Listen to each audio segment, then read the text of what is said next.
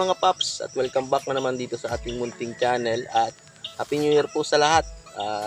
Sana po ay naging ligtas yung ating pag-celebrate ng bagong taon. At ngayon mga paps ay magbabahagi naman tayo na sakto pang bagong taon tong ating content ngayong araw. Bale, nagsubok ulit tayo magkatay ng rabbit mga paps at ibabahagi ko ngayon sa inyo. Bale, ipapakita ko na rin kung paano tayo magkatay ng kuneho. Bago nga pala natin simulan mga paps, kung ikaw po ay hindi mo gusto makakita ng pagpatay ng kuneho o yung karne mismo ng kuneho, pwede mo nang i-skip itong video mga paps at nood ka na lang ng ibang video natin dito sa ating channel. Kasi mga paps, ipapakita ko talaga yung ating actual na pagkatay. Pero yung pagpatay paps hindi ko na papakita kasi baka tayo maban ni YouTube mga paps. Kung bago ka lang dito paps sa aking channel ay subukan mong panoorin paps at kung magustuhan mo bigyan mo ng like at huwag mo kalimutang i-subscribe itong ating channel mga paps. Disclaimer lang mga paps, hindi tayo eksperto dun sa pagkatay ng kuneho at maging dun sa pagluluto. Ito ay para maibahagi ko lang sa inyo yung ating activity ng New Year na may kinalaman dito sa ating content. At yan mga paps, simulan na natin mga paps.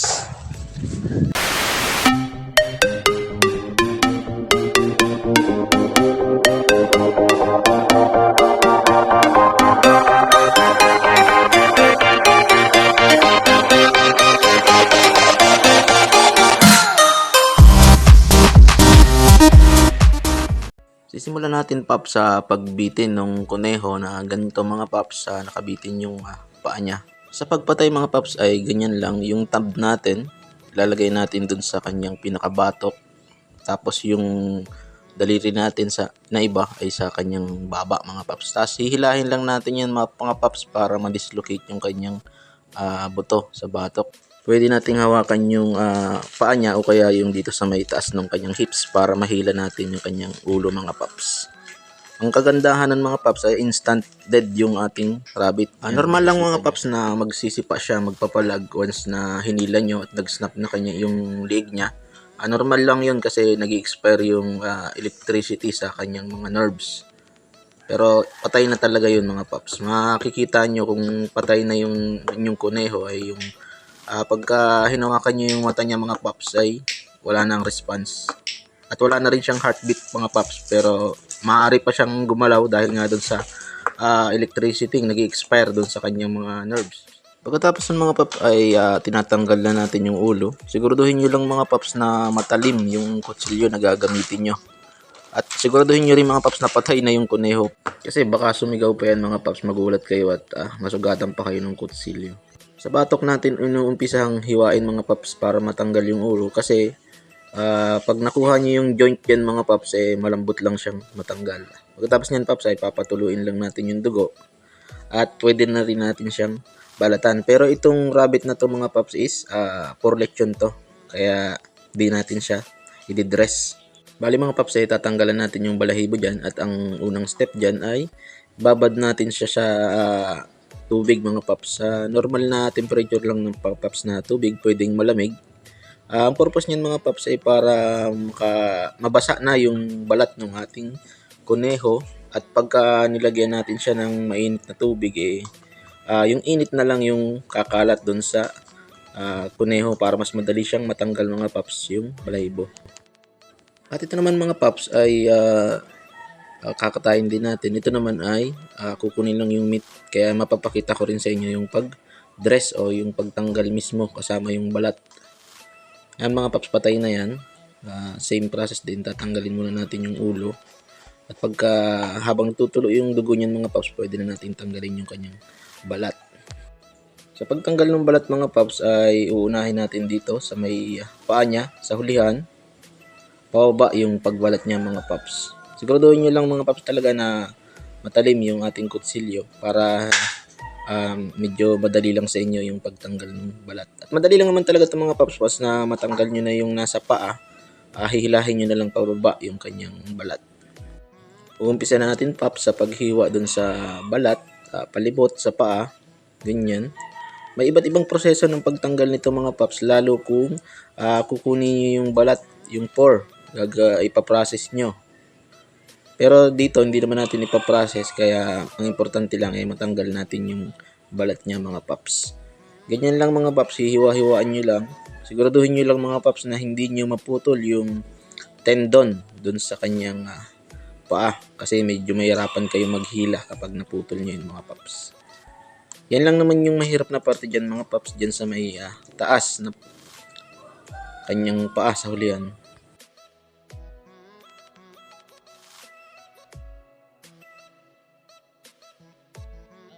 Kapag natanggal nyo na mga paps yun sa paa niya, susunod nyo naman ito, yun sa pagitan niya. Puputulin na natin yung balat dyan mga paps. Katulad nga sabi ko, hindi naman natin siya ipaprocess, kaya okay lang na masira yung balat mga paps. Yan, ganyan mga paps. Tanggal na yung balat ng paps. Sunod naman dyan mga paps ay yung sa likod naman. Yan, tanggal na yung sa harap. Sa likod naman mga paps, ang gagawin lang natin yan paps, hilahin natin yung balat. Yan. Hilahin natin na ganyan. Tapos isusuot natin yung kutsilyo sa likod ng buntot. Tapos puputulin na natin kasama na yung kanyang buntot mga paps. Yan, makikita mo may may ano na siya, butas diyan. Bali puputulin na natin yan kasama yung buntot. Matatanggal na rin yung balat yan mga paps. Ingat lang tayo sa paggamit ng kutsilyo mga paps dahil matalim yan. Pag nakuha nyo yung joint ng buntot niya mga paps, yan, malambot lang siya. Pagkatapos niyan mga paps ay hatakin na lang natin yung balat pababa. Yan na yung madaling part mga paps. Para na lang tayong naguhubad ng damit mga paps niyan. Minsan mga paps katulad niyan may sumasamang taba. Tinatanggal lang natin. Mahahatak na natin yan mga paps.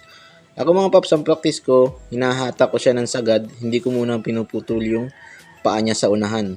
Ganyan, hinahatak ko siya ng sagad mga paps. Kapag puli na hubad na natin yan mga paps, yan, lalabas yung kanyang paa dyan. Saka natin puputulin mga paps yung paa niya sa harap. Yan, dyan.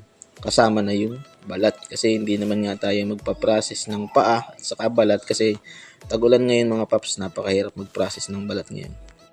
Yan mga paps, binabali lang natin ng ganyan yung paa. Saka natin hinihiwa yung tendon. Yung buto kasi niyan mga paps parang stick na lang yan na madaling putulin.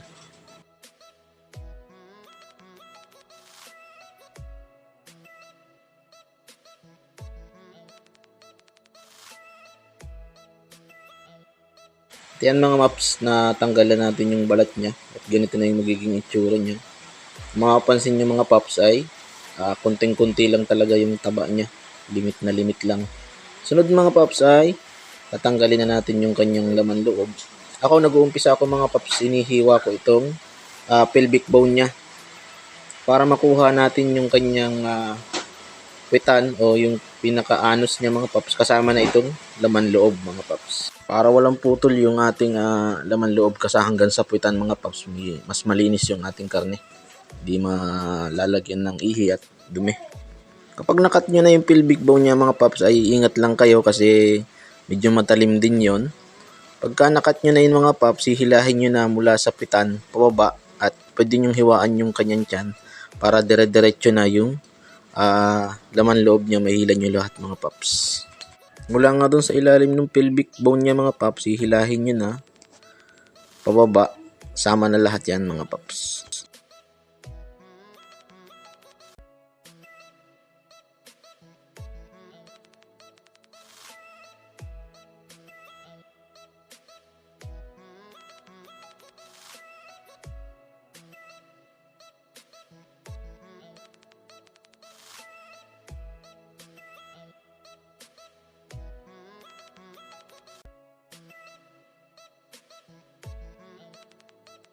Kapag natanggal nyo na yung laman loob niya mga paps ay yan, natanggal na natin.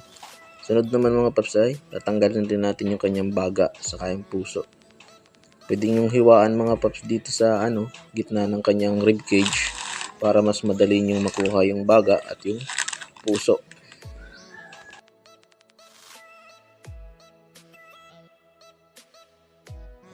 At yan mga paps, nakuha natin yung baga at kanyang puso.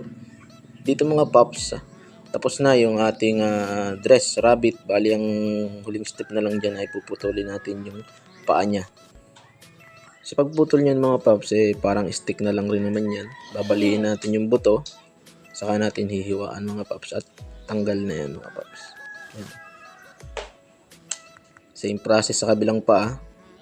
At yan, tapos na yung dress at pagkatay natin dun sa kuneho para makuha natin yung meat.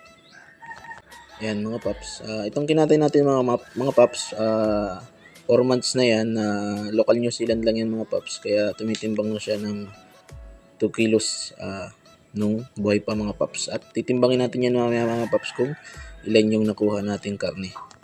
Yung liver niya mga paps, kung kukunin nyo, sarap yan mga paps. Tatanggalin nyo lang yung abdo mga paps at tinatanggal lang naman natin yan, kinukurot lang natin yan. Wag nyo lang pisahin mga paps para hindi pumait. At ito na mga paps yung ating dressed rabbit. Sinama natin yung kanyang liver sa yung puso. Pati na rin yung bato mga paps, sinama na natin yan. At mamaya titimbangin natin yan. Itong balat niya mga paps, dahil hindi naman natin ipaprocess ay di-dispose lang natin to. Kasama na yung mga laman loob saka yung ulo mga paps, kasi hindi natin na ipaprocess. Yung ulo kasi mga paps, hindi pa tayo marunong magluto niyan. Saka itong mga bituka, di rin natin matyagaan na ilutuin. Pero sa mga manginginom mga paps ay natsatsagaan pa nila yan. Pero hindi na tayo sanay na kinukuha pa natin yung ulo saka yung laman loob mga paps. Lumapit na naman yung ating QC mga paps. Itong balahibuhan natin mga paps ay nilubog lang natin yun sa mainit na tubig. At nagpatulong na ako dun sa aking pamangkin para matanggal yan. Yan, medyo maproseso rin yan mga paps. Pero mapapansin nyo, madali lang naman. After natin mabalahibuhan mga paps ay tatanggalan rin natin siya ng laman loob. Parang ganun lang rin yung kanina na pinakita ko sa inyo.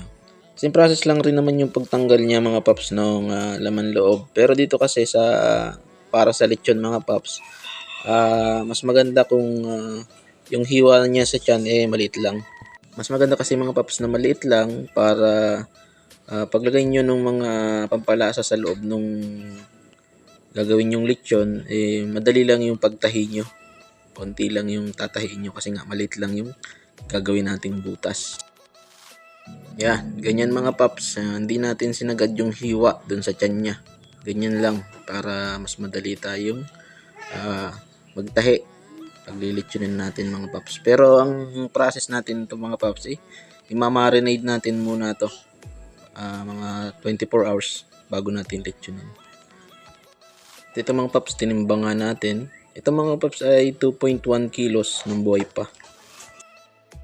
Ito naman mga paps ay nasa 2.1 din nung buhay pa. Bahagi ko na rin nga pala sa inyo mga paps yung pag-marinade natin para sa lechon mga paps. Mangangailangan lang tayo ng 1/4 ito mga paps na kalamansi, 1 cup na toyo at sili, 1 buong bawang at paminta. May paminta rin tayo na powder dito mga paps.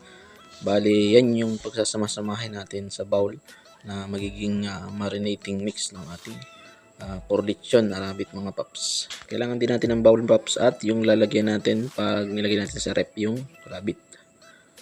Una mga paps ay pagsasama-samahin lang natin yung mga ingredients mga paps. Yung kalamansi napiga na natin at yung bawang at sili ay napaliit na natin. Dapat mince siya mga paps para mas malasa siya.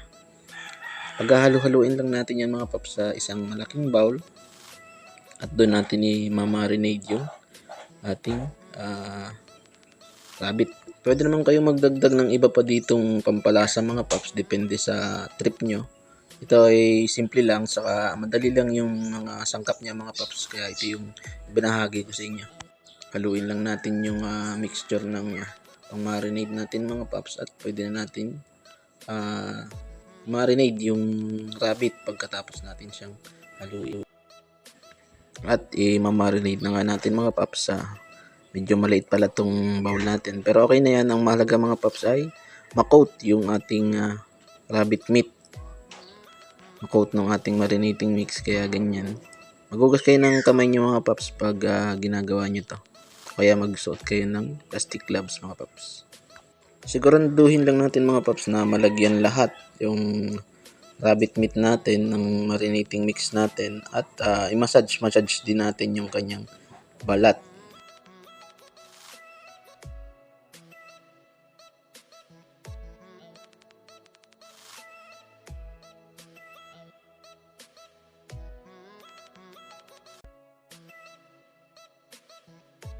After po nun ay ilalagay na natin siya sa lagyan at isasama rin natin itong ating mixture.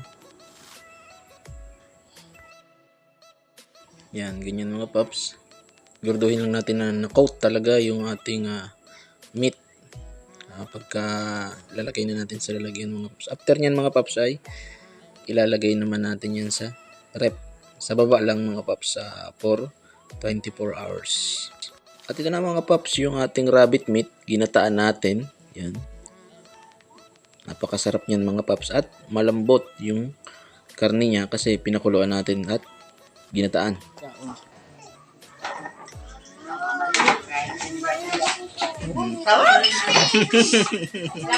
Ulit-ulit yung masarap. Yeah. Mahalaga tayo marami. Hindi ko na masyadong dinetail yung pagluluto mga paps at paglilitsyon. Siguro sa sunod na video na lang mga paps kasi medyo mahaba na to. At tingin ko paps hanggang dito muna tayo para sa video ito mga paps. At maraming salamat sa panonood. Happy New Year ulit mga paps. Kung nagustuhan nyo po bigyan nyo naman ng like yung ating video. At kung di pa po kayo nakasubscribe huwag nyo nang sayangin yung inyong email at subscribe nyo na dito sa ating channel mga paps. Mga paps, hanggang dito na lang ulit. Good day mga paps and goodbye.